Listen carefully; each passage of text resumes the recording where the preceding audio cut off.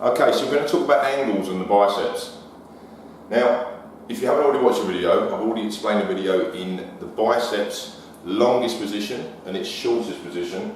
And now I'm going to talk about hitting them two parts of the bicep just from changing the angle on the actual cable or bit of equipment you're using.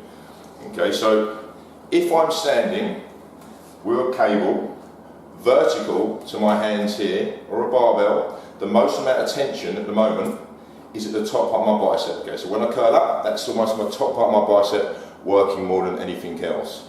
Okay, but because of the 90-degree angle here, that's the most amount of tension I've got here. Okay, now when I extend, there's not that much tension on the lower part.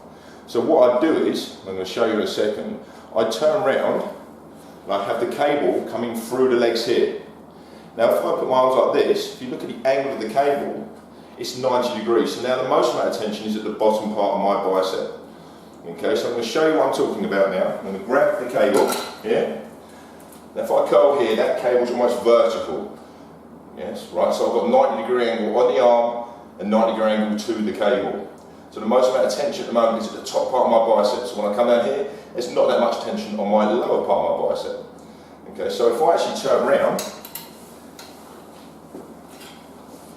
and let forward a little bit, now the angle of the cable, if you can see going from my legs, is 90-degree angles to my arms. Okay, so now the lower part of the actual bicep is getting most of the work. When I curl to the top, it's not as hard to hold that there. Okay, so without falling over. Okay, so angles are really important to work on all muscle groups, and the way we utilise them in terms of putting the most amount of stress onto the muscle group we're working. This is for biceps, what I'm talking about at the moment. That can be implemented with any bit of equipment in terms of for the biceps. A barbell, dumbbell, okay? But cables, it really does dictate to it when you use that particular technique. Anyway, if you're not too sure about that, just contact me and I'll explain a little bit more in detail. But there are other videos on this, on other muscle groups, and just basically enforcing that particular law. Once you get the grips for that, you'll understand working muscle groups as a whole a lot better. Okay, see you on the next one. Thank you, bye.